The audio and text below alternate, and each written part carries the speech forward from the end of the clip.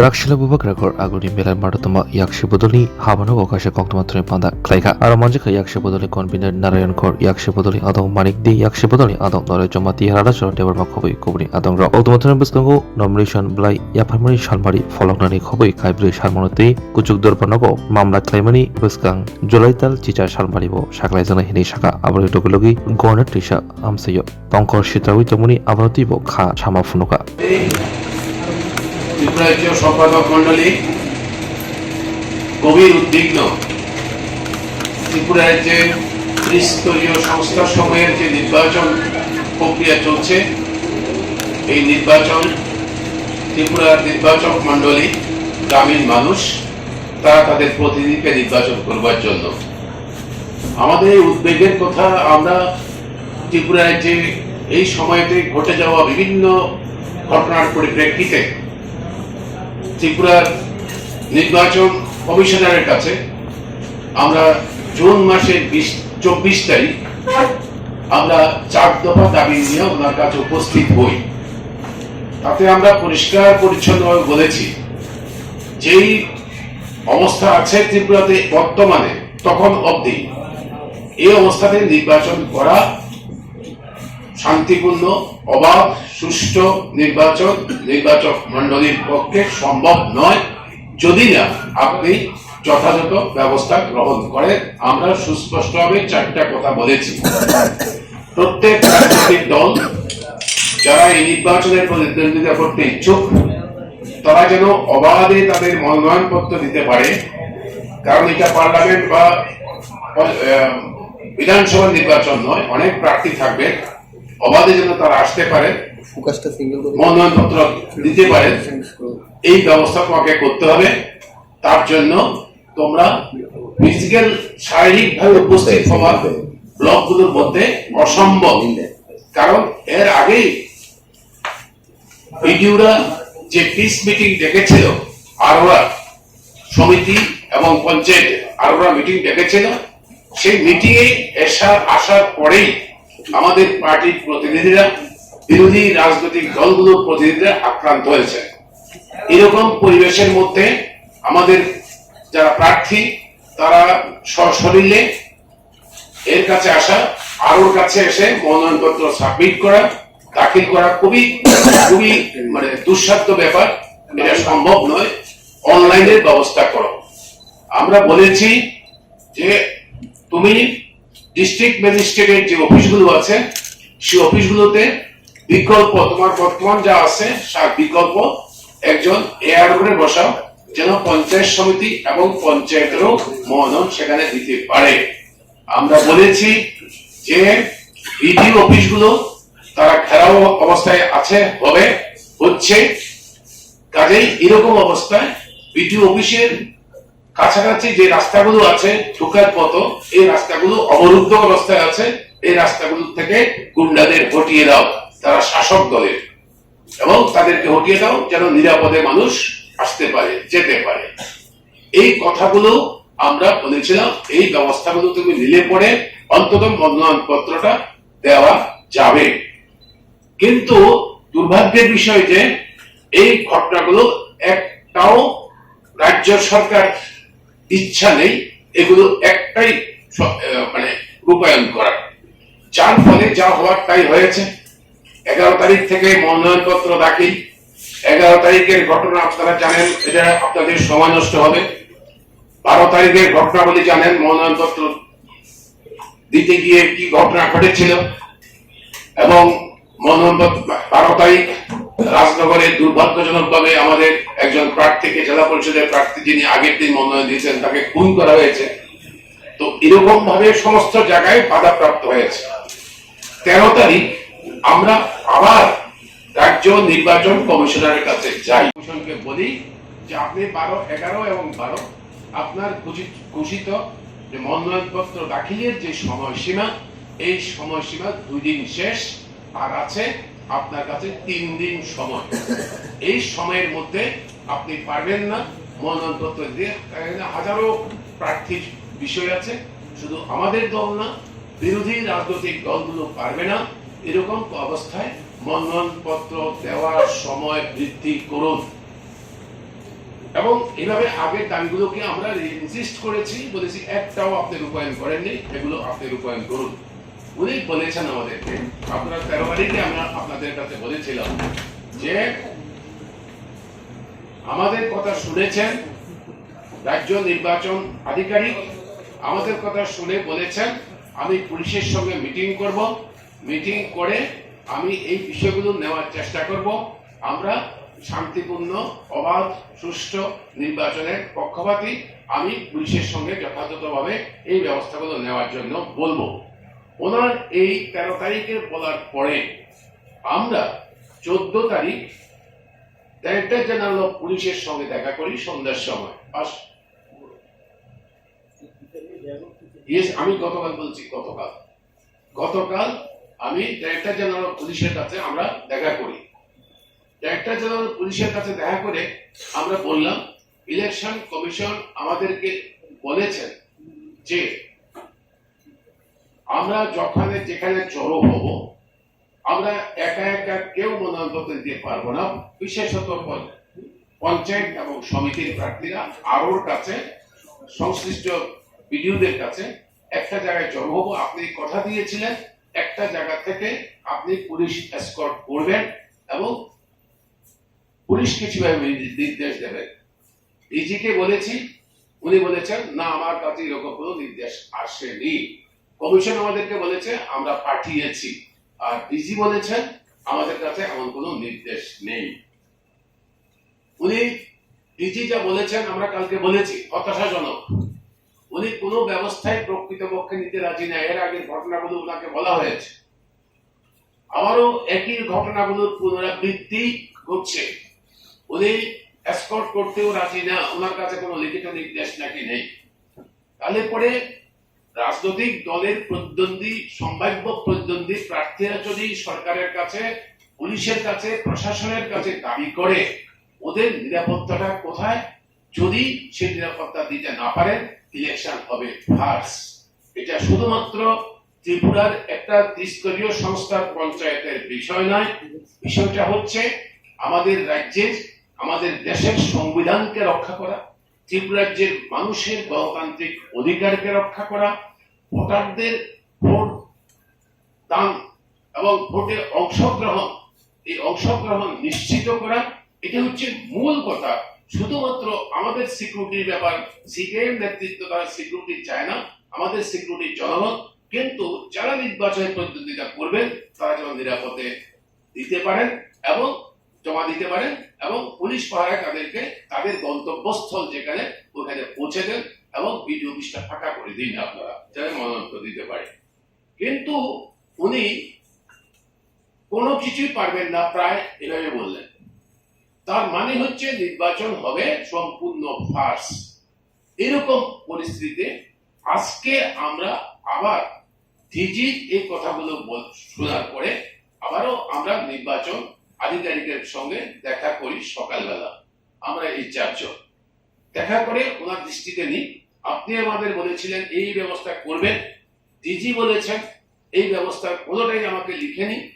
আর উনি তখন আমাদেরকে জানিয়েছেন আমি সবগুলোই জানিয়েছি এবং এই প্রস্তাব ডিজিপি সাহেবের প্রস্তাব যে আমি জনজনের সিকিউরিটি দিতে পারবো না, ওরা এক জায়গায় যদি সমাবেত হয় তাহলে পরে আমরা ওদেরকে এসকর্ট করে বিডিও অফিসে এনে দেব এবং আমার ফেরত যাওয়ার সময় আমরা ফেরত পাঠাবো। দুর্ভাগ্যজনক ঘটনা এবং গন্ডাচড়ার পরিস্থিতি, আপনারা যে উদ্বেগ প্রকাশ করছেন এখনো স্বাভাবিক হয়নি। উদ্বেগের যথেষ্ট কারণ আছে, আমরা উদ্বিগ্ন গন্ডাচড়ার ঘটনাতে। এখানে যা করা দরকার সরকারের তরফ থেকে সেটা করা হচ্ছে না। একটা পরিস্থিতি, উত্তেজনাকর পরিস্থিতি সম্প্রদায়ের মধ্যে যখন তৈরি হয়, যারা সর্বস্ব ফিরিয়েছে প্রথমত স্বাভাবিক পরিস্থিতি নেওয়ার জন্য তাদের প্রাথমিক সাহায্যটুকু দেওয়া উচিত। প্রশাসনের তরফ থেকে সেই সাহায্যটুকু এখনো সবাইকে দেওয়া হয়নি এবং প্রত্যেককে দ্বিতীয় পদক্ষেপ হিসেবে আমরা ওদিনও বলেছিলাম, আবেদনও করেছিলাম যে সরকার দ্বিতীয় পদক্ষেপ হিসাবে যারা ক্যাম্পে আছে, বাড়িঘর একদম শেষ হয়ে গেছে, তাদেরকে বাড়ি ঘরে ফেরত নেওয়ার জন্য যথাযথ উদ্যোগ এবং টাকা পয়সা আপনি বরাদ্দ করুন প্রশাসনের, শুধু এসডিএম নয় আরো উপরের স্তরের অফিসারকে বসান, যেন এই কাজগুলো বাড়িঘরে ফিরে নেওয়ার জন্য তদারক করতে পারেন।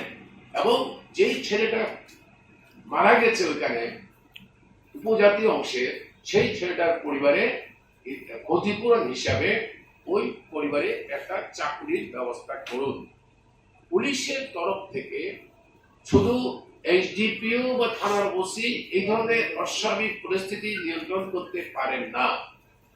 ম্যাচুরিটির প্রশ্ন, পুলিশের নেতৃত্বে হেডকোয়ার্টার থেকে নেতৃত্বের কেউ কেউ গিয়ে ওখানে ক্যাম্প করা উচিত, যাতে মানুষের মধ্যে আস্থার পরিবেশ ফিরে আসে।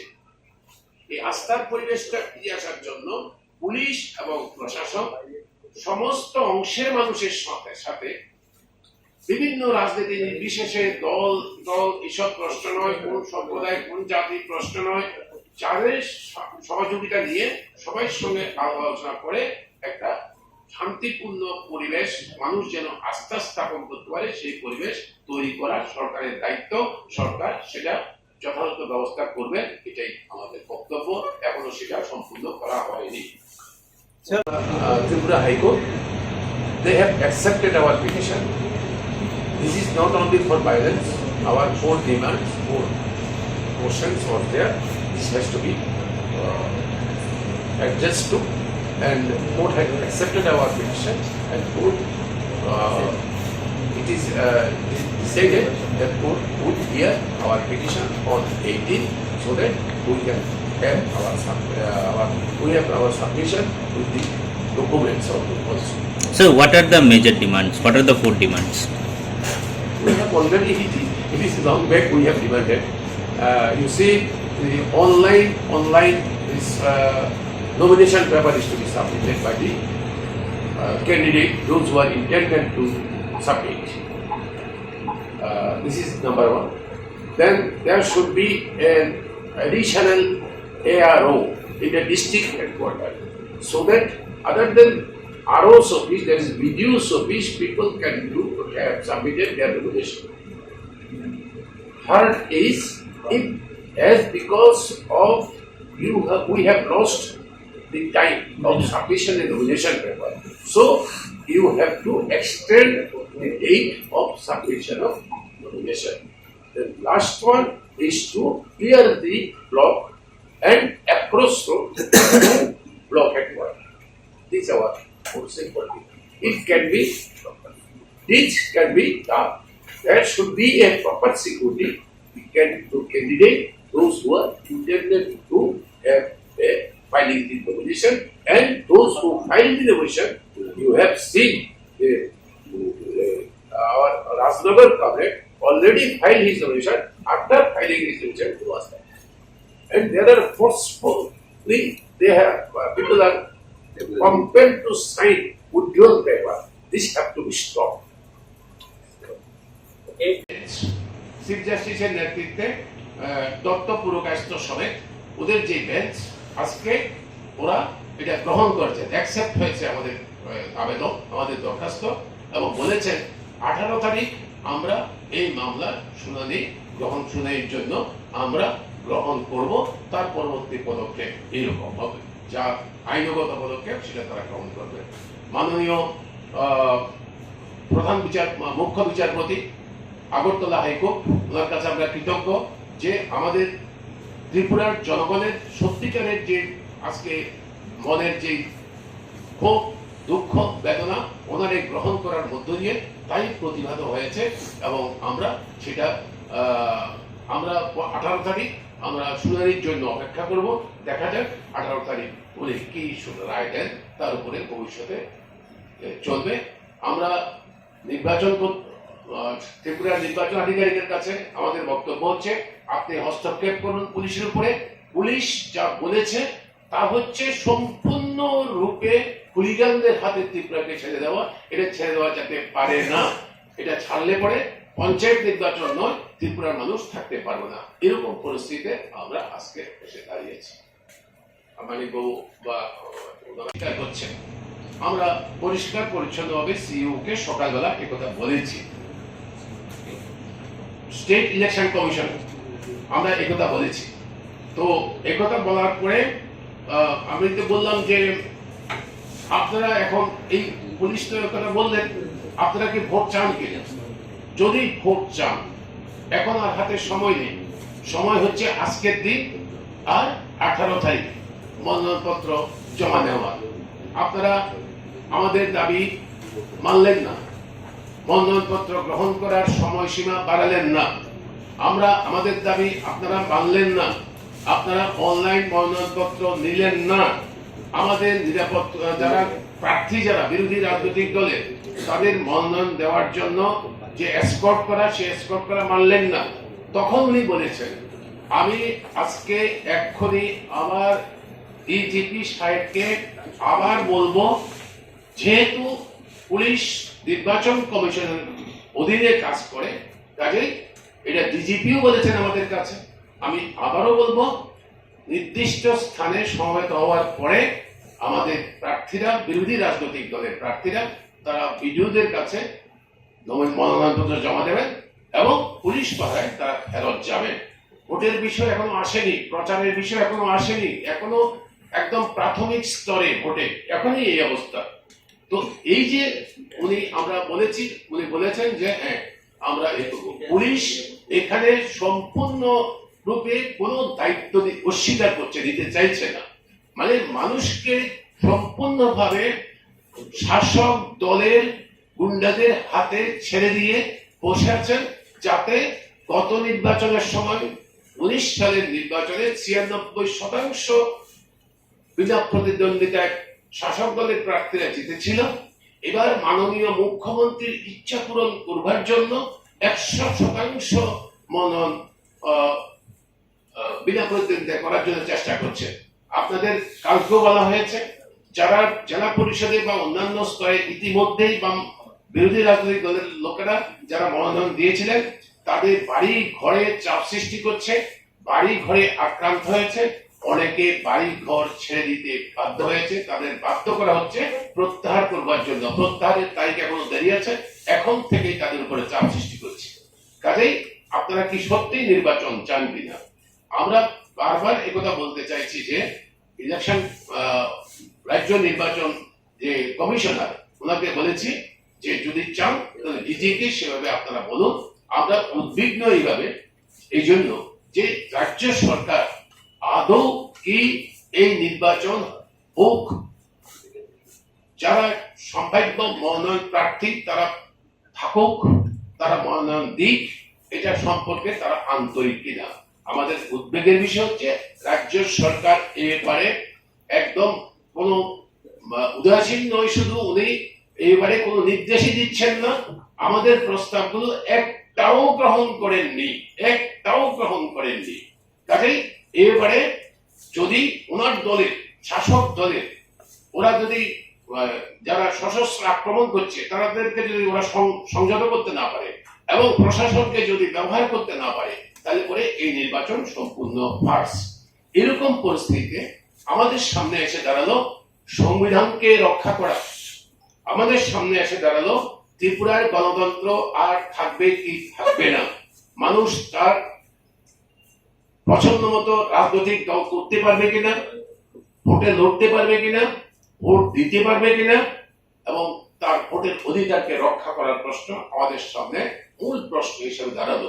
এই মৌলিক প্রশ্ন নিয়ে আমরা গতকাল মাননীয় গৌহাটি, মাননীয় আগরতলা হাইকোর্টের কাছে সিপিআইএম আমরা দরখাস্ত করেছি, হাইকোর্ট যেন এই দাবি, আমাদের বক্তব্য, এই বক্তব্যে হস্তক্ষেপ করে। পরিবেশ সম্পর্কে শুনছিলেন, আপনারাও জানেন সামগ্রিক পরিস্থিতির মধ্যে দাঁড়িয়ে একটা অস্বাভাবিক পরিস্থিতি রাজ্যে যা চলছে, সাহসিকতার সঙ্গে আমরা লক্ষ্য করেছি মানুষের মধ্যে ক্ষোভের যে অভিব্যক্তি এটা ঘটতে শুরু হয়েছে এবং সংঘবদ্ধভাবে মিছিল করে আমাদের প্রার্থীরা যেখানে যেখানে সম্ভব সেই সমস্ত জায়গাগুলিতে তারা নমিনেশন দাখিল করতে শুরু করেছে। এর থেকে পরিষ্কার আমরা ভোটটা চাই, ভোটে আমরা লড়াই করতে নেমেছি এবং লড়াই করে আমরা জিততে চাই। আমাদের দৃঢ় বিশ্বাস মানুষ আমাদের সঙ্গে আছে। শাসক দল খুবই, আমার মনে হয় জনবিচ্ছিন্নতা এটার অন্যতম কারণ, বুঝতে পারছে যে অবাধ সুষ্ঠু ভোট হলে হারবে। এই কারণেই যাতে আমাদের নমিনেশন দাখিল না করতে পারে তার জন্য যে সমস্ত ষড়যন্ত্র করা, এই ষড়যন্ত্রগুলো শাসক দল করছে। আমরা ভোটের সময় প্রশাসনের নিরপেক্ষতা আশা করি, কিন্তু নিরপেক্ষভাবে প্রশাসন সেখানে কাজ করছে কিনা এটা মানুষের মধ্যে প্রশ্ন হয়ে গেছে এবং সকলের মধ্যে সন্দেহ তৈরি হয়েছে। কারণ আমরা লক্ষ্য করলাম গতকাল পুলিশ প্রশাসনের যে বক্তব্য, এই বক্তব্যের মধ্য দিয়ে অ্যাকচুয়ালি অনেকটা মানুষের প্রতি যে দায়বদ্ধতা এটা অস্বীকার অনেকটা করা হয়েছে। এবং সেখানে কমিশনের কাছে আবার আমরা আজকে জানতে চেয়েছিলাম, কিন্তু কমিশন সেখানে বলছেন আমাদের দায়বদ্ধতা আছে, মানুষ যাতে ভোট দিতে পারে, নির্বাচনের প্রার্থীরা যাতে দাঁড়াতে পারে, তাদের নিরাপত্তা, এই বিষয়গুলি নিশ্চয়ই কমিশনের আওতায় পড়ে। এগুলি সম্পর্কে লিখিত ইনস্ট্রাকশন আগেই দেওয়া হয়েছে। এখন যেহেতু পুলিশ এ কথা আপনাদের কাছে বলেছে এবং আমরা আবার পুনরায় এই নির্দেশটা আবার পাঠিয়ে দেব। আমরা চাই ভোটটা হোক, এগুলো কমিশনের বক্তব্য।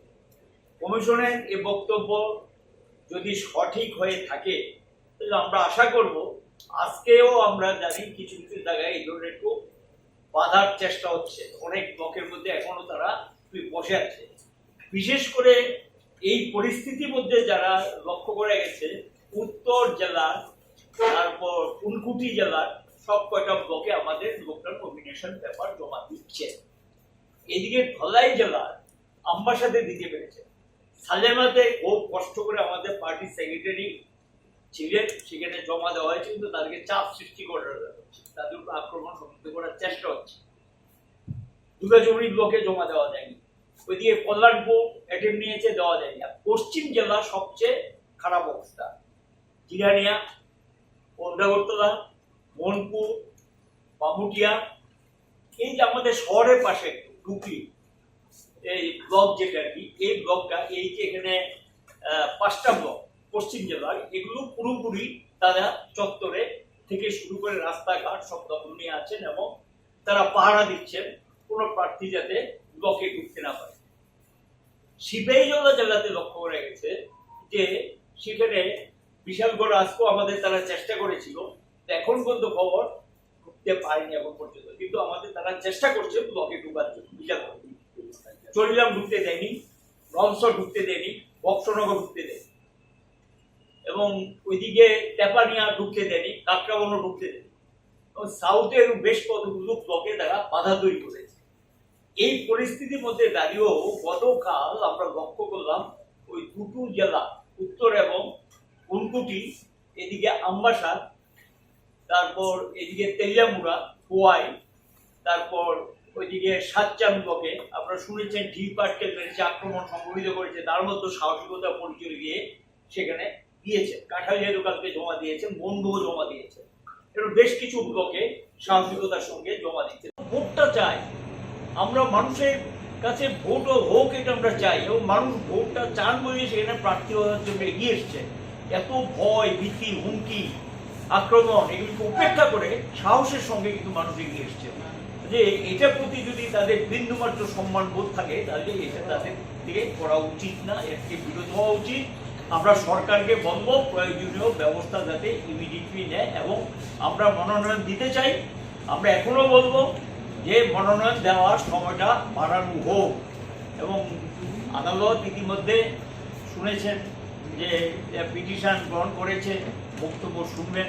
আমরা চাইব যাতে সব কয়টা আসনে আমরা প্রতিদ্বন্দ্বিতা করতে পারি, সব কয়টা আসনে যাতে আমরা প্রার্থী দিতে পারি, সেই ব্যবস্থা যাতে নেওয়া হয়। কমিশন যাতে সেখানে ব্যবস্থা, আজকেও আমরা সেটা বলেছি, কমিশনের সঙ্গে এই পর্যন্ত 3বার দেখা করেছি, ডিজির সঙ্গে দেখা করেছি, এবং আজকে তো কমিশন এটাও বলেছে শুধু ডিজি নয়, ডিএম এবং এসপিদের প্রতি নির্দেশ দিয়েছেন, আগেই গত শনিবার দিনে নির্দেশ দিয়েছেন ব্যবস্থা নেওয়ার জন্য, এবং ব্লক চত্বরগুলো পরিষ্কার করার জন্য, এবং যাতে ব্লক চত্বর এই সমস্ত মানে যারা লোক দখল নিয়ে রেখেছে সে রাস্তাঘাটগুলো পরিষ্কার করার জন্য। কিন্তু আমাদের কাছে খবর হলো সেখানে কোনো ব্যবস্থা নেয়নি। স্থানীয় স্তরে কিছু কিছু পুলিশ অফিসার কিছু কিছু চেষ্টা করছেন, আমরা এটা অস্বীকার করছি, কিন্তু উপর স্তরটা যেভাবে অ্যাক্ট করা উচিত, যেভাবে তাদের একটু রুখে দাঁড়ানো উচিত, যে একটা স্বাভাবিক অবস্থা আইন শৃঙ্খলা রক্ষা করার দায়িত্ব তাদের, সেইভাবে কিন্তু উপত্যকাটা আমাদের মনে হয় ঠিক মতো অ্যাক্ট করছেন না। এবং এই জায়গাটাতে কমিশনকে বিষয়টা দেখার সময় অনুরোধ জানিয়েছি, কমিশন সেখানে যথাযথ ব্যবস্থা নেবে বলে আমরা আশা করি। প্রশাসনের এটা দুর্বলতা, এবং এটা চেষ্টা করলে, আন্তরিকভাবে যদি চেষ্টা করে এটাকে কন্ট্রোলে আনা যেত।